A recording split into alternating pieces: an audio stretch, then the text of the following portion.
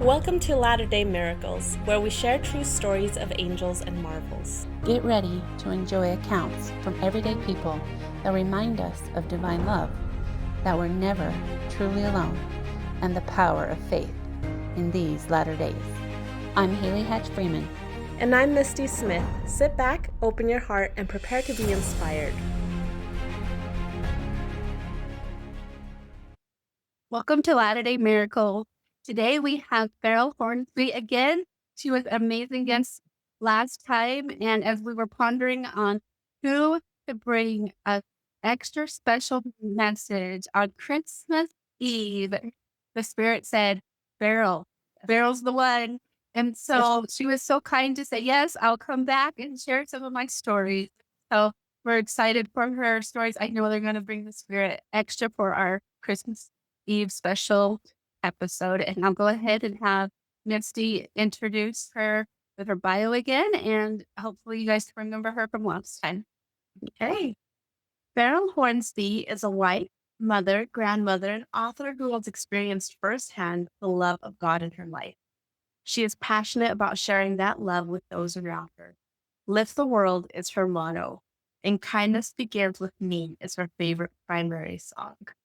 And you also have a book, If We Are Breathing, We're Serving. So all that sounds perfect for this time of the year.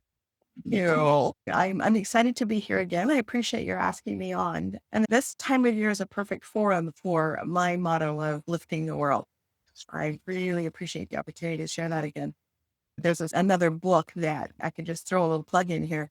Song for a Soldier is specifically about Christmas and the Christmas truce.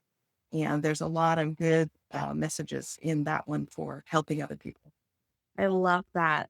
I was reviewing your messages and I'm excited to listen to some of them. And I was noticing that a lot of the topics seem to be about angels or people around the season. And I know that especially during this time, people tend to need people. And I don't think you realize it. So I'm excited to hear what you have to tell us about today. So if you want to take us away, Farrell, we're excited. Great. Thank you. Yeah. I think one of my deepest beliefs is that we can be angels for each other. And it's not just angels from the other side. And a lot of the experiences I wanted to share today have to do with not just angels from the other side, but other people who have been angels and how I and my family have been able to carry that on a little bit. So I love that. yeah, I wanted to start with my mom.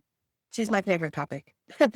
When I was a little girl, one of her biggest, most cherished characteristics is that she served other people. I remember distinctly one Christmas, we weren't very well off, and so we didn't have a lot of money. But I remember coming in from school just before Christmas and smelling a ham in the oven. That was unusual. And I was so excited. We're going to have this ham dinner. I mean, she was working on all the fixings and I was so excited. And then she packed it all up. And she took it to a neighbor who had just had a baby. And I went, well, where's ours, yo? And we had tomato soup and sandwiches that night. And I didn't understand. I was kind of disappointed, and as mom noticed, of course, as she usually did. And she asked me, what's wrong? I said, well, you were cooking a ham and it wasn't for us. And she said, no, they needed it worse than you did. And one of the things you need to understand is that we can help other people in times of need, even when we don't have a lot. What I didn't realize until a year later is that she had saved pennies and nickels and dimes for months because she knew this woman was going to have a baby. That she wanted to make sure she had a good Christmas dinner. And I'll never forget that. That was an amazing experience for me. And since then, I've tried really hard to notice people around me that may need something that I can provide.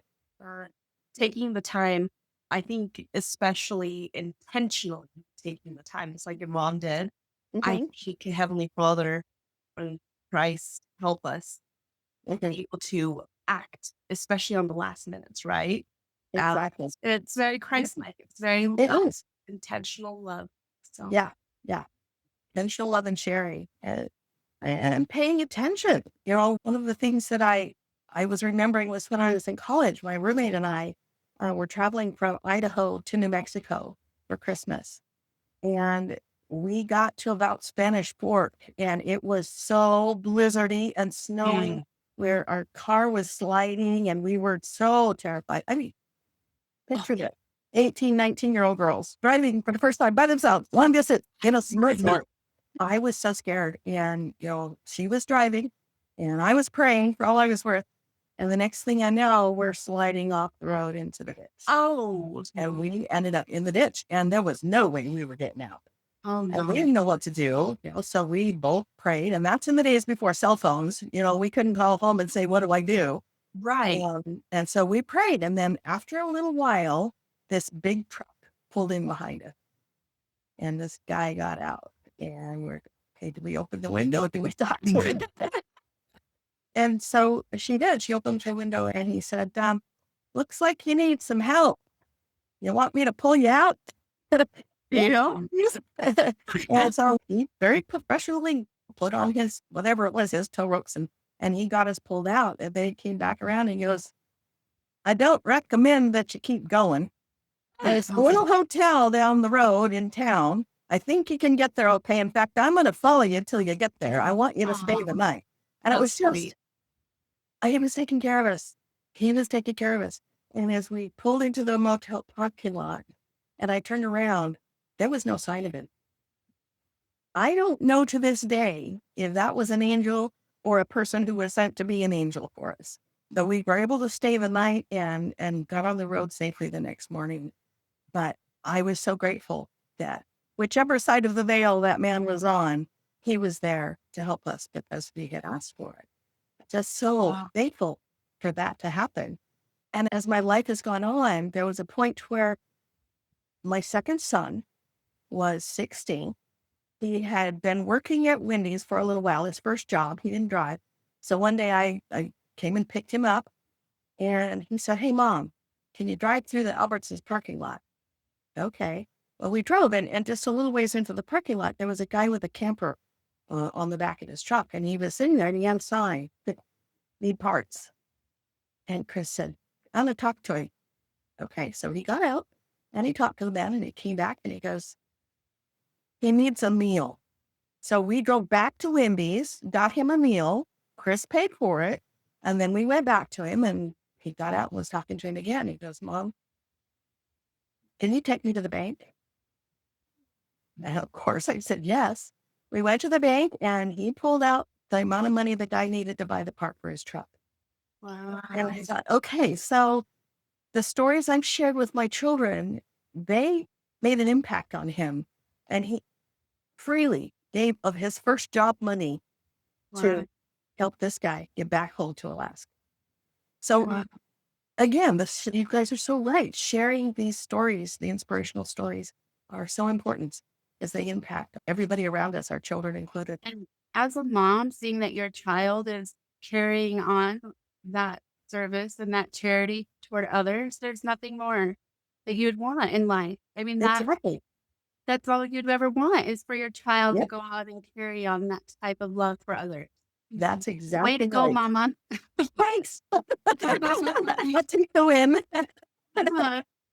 And I see his girls doing the same thing. They are so loving and caring about the people around them.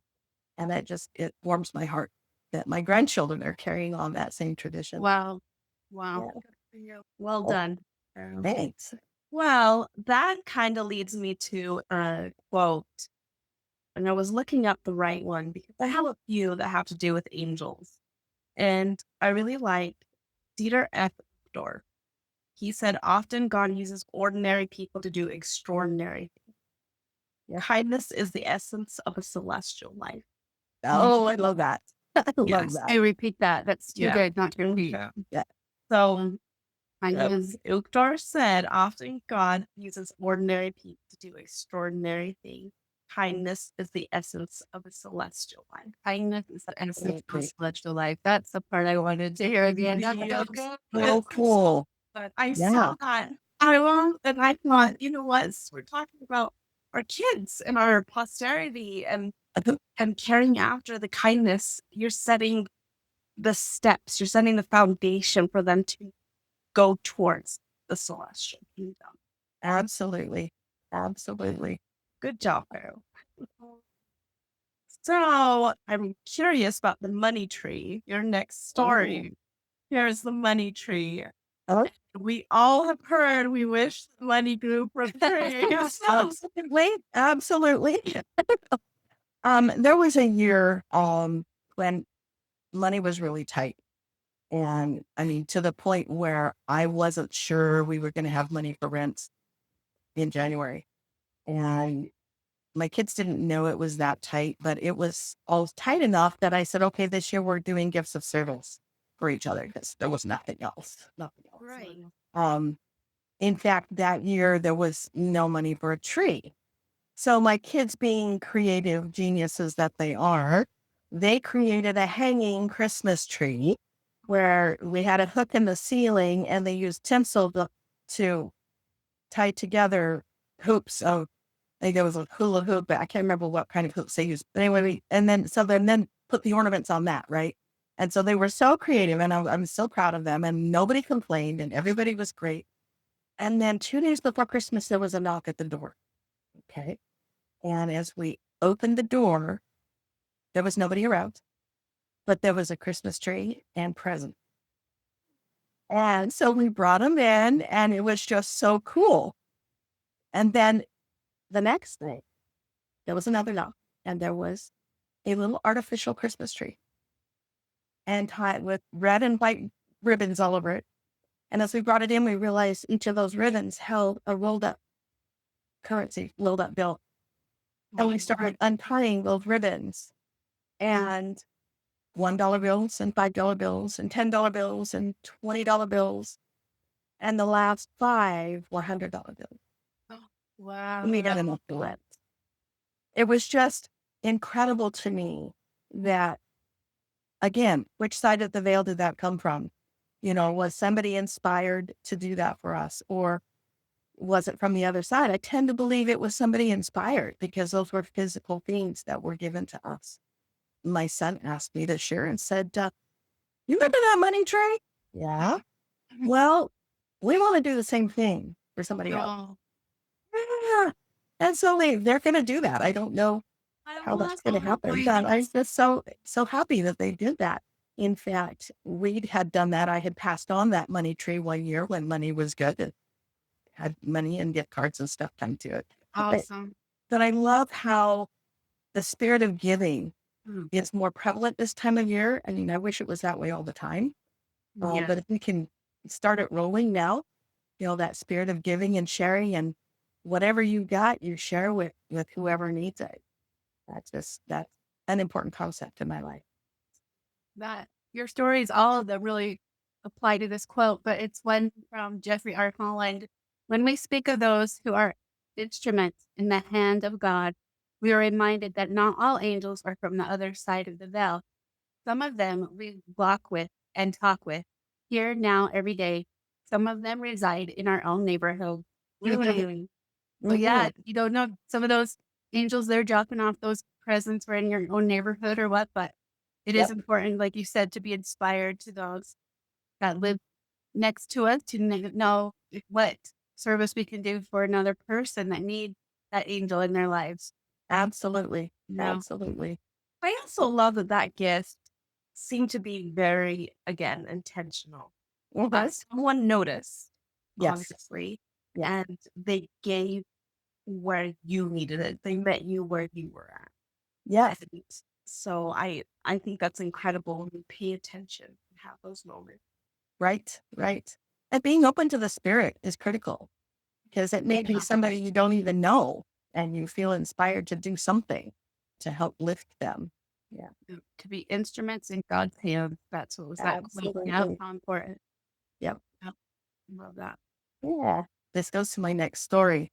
Mm. Um, my husband and I, we had a house fire about 9 years ago. Okay. And I thought I had lost everything, including my precious nativity collection. I was devastated because those pieces had come to me from different places and different people, and very, very precious. And it was the end of October.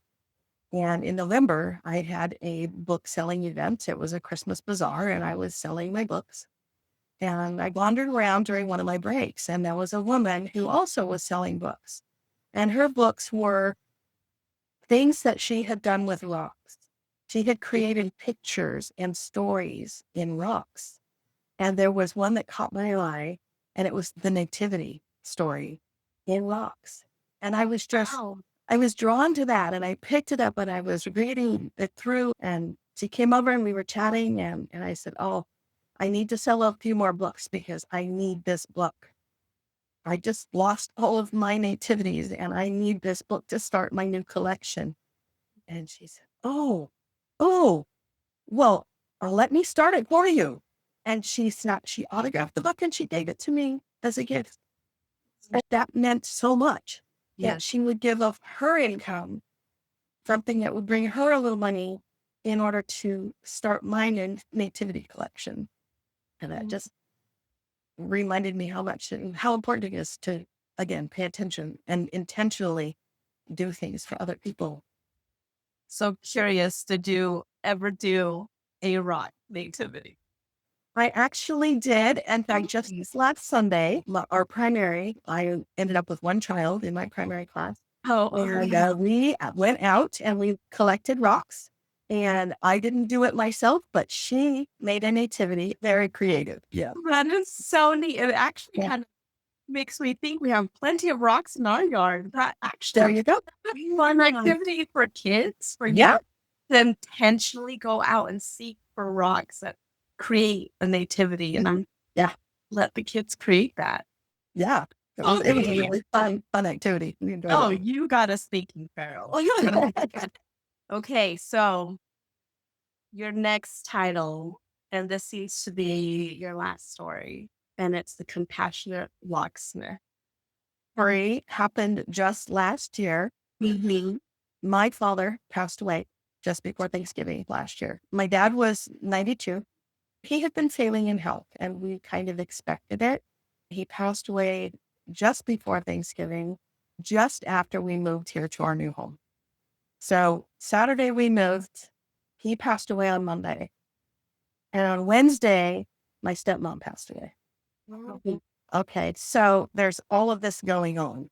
So we got boxes everywhere. There's no Christmas up, no nothing. Then my brother and sister and I decided to wait till after Thanksgiving so that they could enjoy their family plans to drive to New Mexico. So we went down to New Mexico, and while we were there, we were staying in a hotel. And the night of the viewing, I locked my keys in the car. And okay, now what do I do? Okay, Becky and Michael are here. They can get us around, but I got to get home somehow. So I need my keys. So I called the locksmith, and he came and was very nice and very friendly and was able to get it open just fine. And during the course of our conversation, he says, "So what brings you here? You here for holidays? What brings you here?" I said, "My dad passed away and we're here for the funeral." And he went, "Oh, I am so sorry for your loss." And continued to do his job and got it open, got my keys, all was well. And I said, "How much do I owe you?" He goes, "Nothing." He says, "You're going through enough. You don't need this added bill." And he turned around and walked away. So sweet. That act of compassion and service was not expected. He was there at the right time in the right place and with a big heart, which I absolutely admire. Somebody who's that open and willing to serve. It's one of the things that I try so hard to do. And oftentimes I wonder how many people am I missing because I'm so focused on my own life that I'm not noticing the things that need to happen that I should be aware of. So that's my prayer for the new year, is that I can be more aware of the people around me and be able to help when I am needed. Yeah. I think that's important for all of us. I think sometimes we think, oh, I'll do more when I'm in a better place in my life. Like, oh, I'm going through a lot of hard things on myself. I'll do it when I'm in a better place or when I'm Mhm. financially stable. or whatever. But I've been reading a book by Emily L. Freeman. I love her.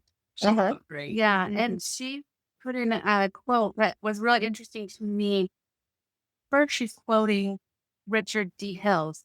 And Okay. it says, trials give us the development of spirituality that we probably never would get if we didn't have the experience where the very jaws of hell gave open their mouths wide after us. Not only must we survive, but we must develop the ability to have a concern for others while we are suffering.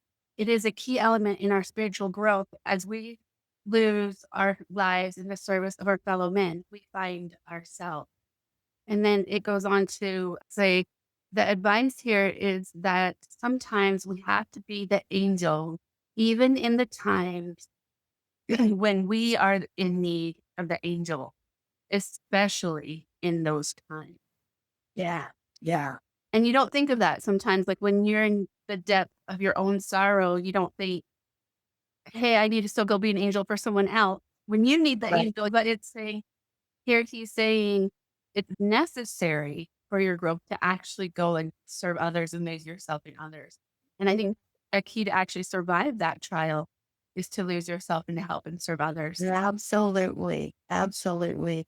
I can't tell you how many times the thought has come to my mind that when we are the most down and feeling the saddest, in order to get out of that, we've got to look outside ourselves. We've got to look for other people. My husband's favorite saying is attitude is everything. Yeah. If you don't have that attitude of gratitude, then it's too easy to get lost in that well of depression. But if you can think of those things you're grateful for and reach out and serve other people, it makes all the difference in the world. And you Yeah. can actually get out of that cycle of depression and sadness and despair. Absolutely. Yeah, Thank you, Carol, for sharing that. I think during this time of season, I think for some, it's the hardest time of the year. agreed. And sorry, and it's felt spiritually strongly. Yeah. Um, I've had a really neat opportunity recently to study up on the science of well-being. It was a really cool class I took through Yale, and it all has to do with wellness because that's my career That's your path. thing. Uh-huh. And yeah, so with that, this past week I've been writing article after article on the power of giving and gratitude and love. Mhm. I wanted to share just a second for all those who love science. And even though we're discussing all of this in those physical forms, I want to talk to those who love the science behind the spirituality. Mhm. So, a couple things that my studying has led me to, and there's plenty more, but I wanted to point out that in science, there are actual studies that have been done that have said that giving lowers stress. It scientifically lowers your stress. Giving supports your heart health. So if you're exercising and doing what you can, especially for those that are struggling with heart conditions, it will literally help heal your heart. Those who give have been shown to have longer lifespan. And even better than giving money, when we give our time, our feelings and all connections grow. Our happiness naturally grows. Yeah. More than money itself, it's our feelings that grow. And so it benefits the giver even more than the receiver. And I find that Christ showed all those values. He showed every single one of those. He didn't have anything, and he gave us everything. It's true. And so I take a step back and I think about giving and the power of giving. And I think that's why this season it hits home for so many people is because they need angels. Because Mhm. everyone is struggling. Everyone has their hard moments. And during this time, I people want to give what they can. And for many, they get gifts and things under the tree. And honestly, it's fun. It's fun to Yeah. get those things.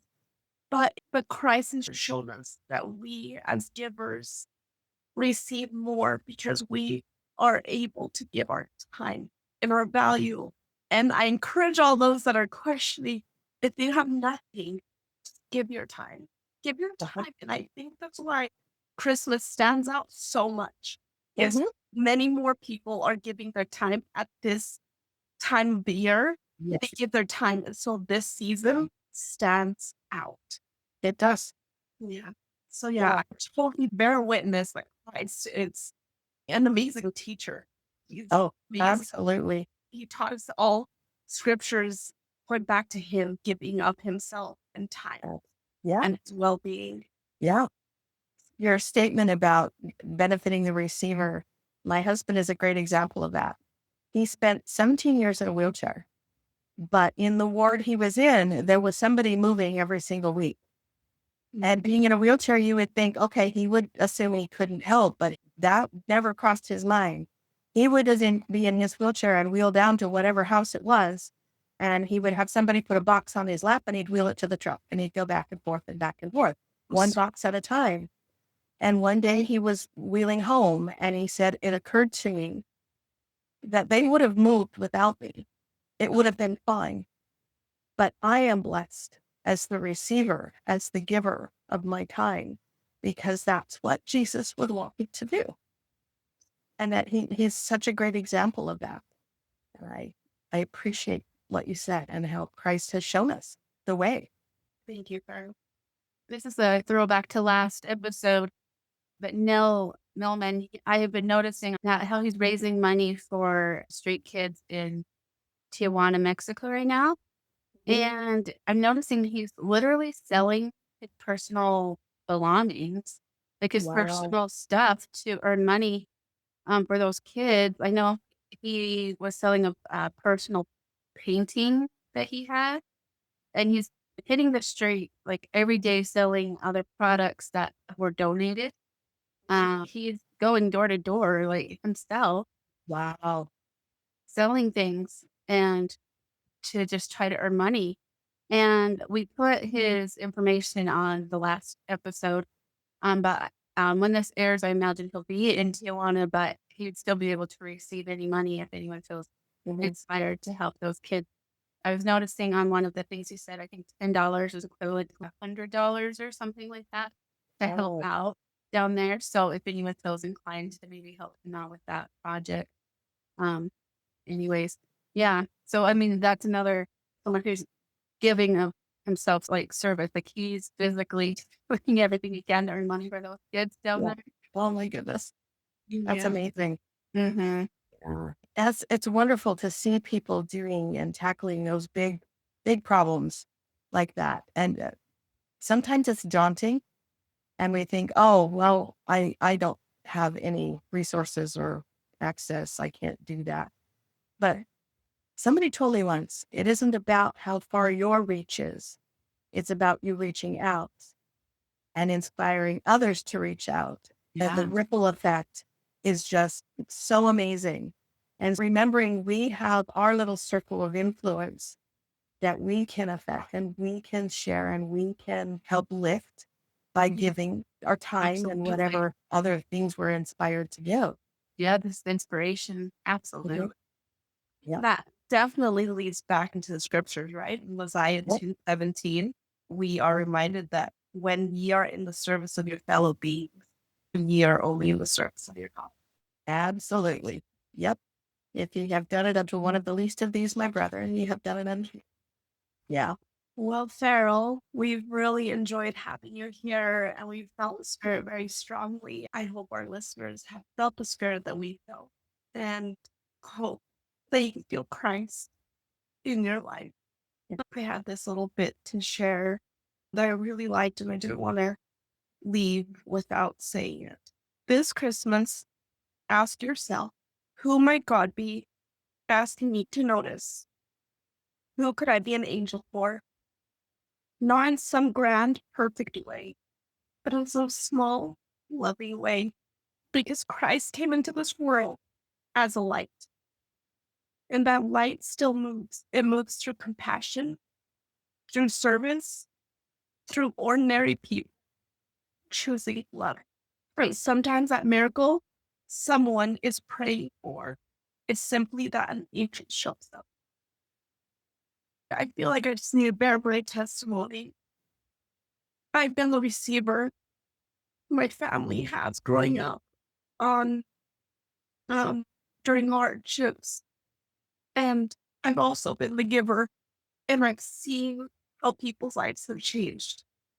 And I do bear my own witness that my life is better when I take a moment to give. And I'm so grateful for all those angels that entered into my life too. So, anyways, I bear you my witness that giving is literally what Christ wants us to do, to give ourselves.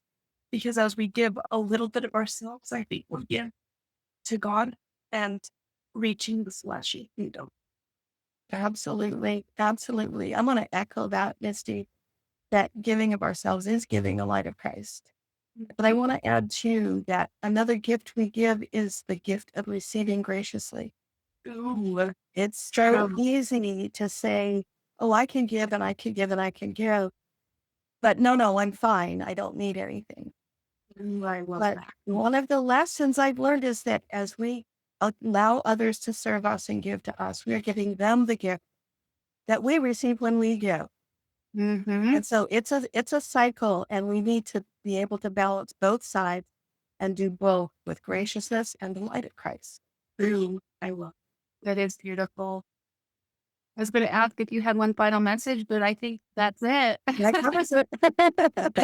That's beautiful. Thank you so much. Thank you. Thanks so much for having me back. Mhm. it. Anytime. Merry Christmas. Merry Christmas. Merry Christmas. Thank you for joining us on Latter-day Miracles.